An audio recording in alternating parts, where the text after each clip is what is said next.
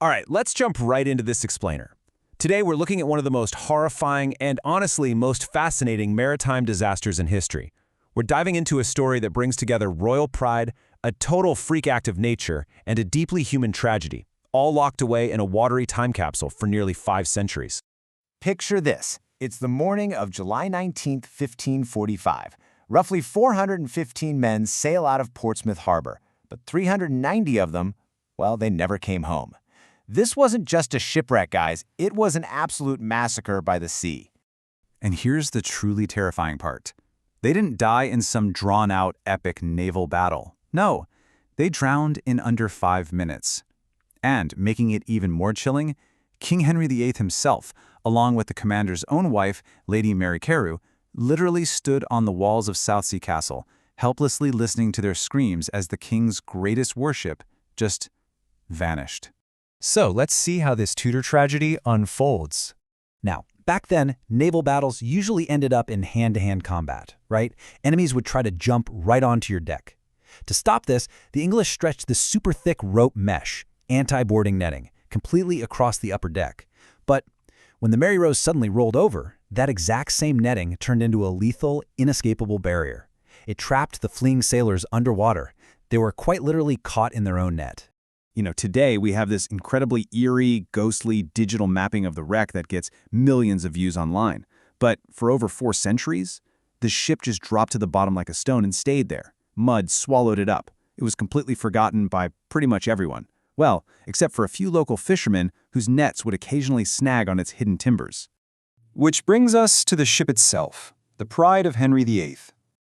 Built back in 1510, when King Henry was just 20 years old, the Mary Rose served proudly for decades. She even sank the French flagship in 1512.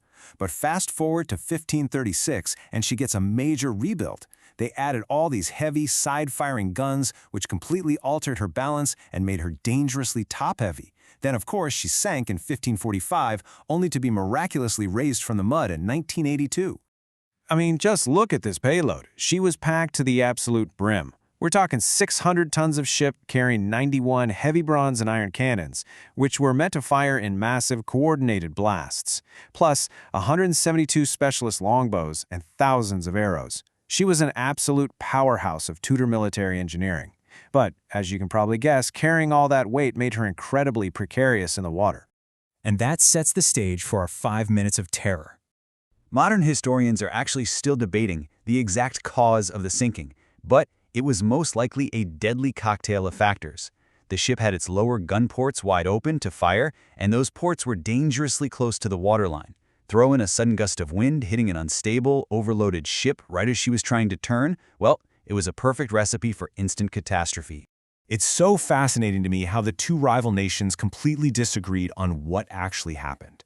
The French basically bragged, insisting they sank her with their cannons. And to be fair, a granite cannonball was found on the wreck later on. But the English adamantly denied any French cannon strikes. And honestly, eyewitness accounts and the physical evidence largely back up the English theory of a sudden catastrophic roll. Eyewitnesses described the day as perfectly calm with clear water. Then, a sudden, fierce blast of wind just came out of absolutely nowhere, like a flash of lightning. It caused this massive vessel to heel so hard over to the starboard side that those open lower gun ports just plunged straight underwater. The sea simply came pouring in. I want you to really try and imagine the visceral horror of that exact moment. The floor tilts completely vertically. Down below deck, thousands of pounds of massive bronze cannons literally break loose, sliding across the room and crushing the gunners against the opposite wall. Meanwhile, the men on the upper deck, who are frantically scrambling to swim free, they hit that anti-boarding netting. They clawed at the thick rope mesh, completely blocked from the surface, while the hatches sealed shut around them.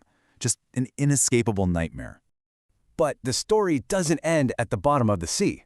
Let's talk about raising a time capsule. Lifting a crumbling 500-year-old ship from the mud without it just disintegrating into thin air required absolute precision. Divers spent a whole decade doing something like 28,000 dives in freezing, zero-visibility water. They actually had to build a custom steel cradle entirely underwater and then use a massive crane on a barge to pull the hull free. It was an absolutely unprecedented lifting method that totally stunned the world back in 1982. And that leads us to the most incredible part of this entire discovery: the secrets of the skeletons. So who were the men actually on board? See, Tudor clerks only recorded men by their trade. They just write down carpenter or gunner. So for nearly 5 centuries, everybody just assumed this was your standard local crew of English sailors from around the Portsmouth area. But modern science? It had a huge surprise waiting for us. Thanks to modern isotope testing on tooth enamel and bones, we brilliantly learned that the crew was actually incredibly diverse. They found a young shipdog near a sliding door, affectionately named Hatch by the archaeologists. And even more surprisingly, they found men who had grown up thousands of miles from England, including one incredible soldier born somewhere in North Africa. Researchers call him the Archer Royal. And this specific individual really brings the massive scale of this tragedy down to a single devoted life. His very skeleton was physically sculpted by a brutal, lifelong training regimen. His spine was bent, and his fingers actually had permanent grooves worn right into the bone from years of pulling heavy warbow strings. As one expert put it, modern science did what Tudor record keepers didn't bother to do. It gave the dead their identities back. This archaeological triumph wasn't just about salvaging some old wood and bronze cannons, it resurrected the true, multicultural faces of the brave men who served Henry VIII. We finally got to know who really died that day in the Solent. It's a deeply humbling reminder, isn't it? You can have all the royal pride in the world, the heaviest cannons, and the greatest military engineering of your era, but it can all be completely overwritten by a freak breeze, some open gun ports, and a mesh net. Even the greatest warship of its time was undone by the simplest of things. So I want to leave you with this thought to ponder. If recovering the Mary Rose could completely change our understanding of who was really sailing the seas in 1545, imagine what else is down there. What other lost voices are still waiting silently at the bottom of the ocean? Keep exploring the incredible mysteries our past still has hidden away, guys. Thanks so much for diving into this explainer with me today.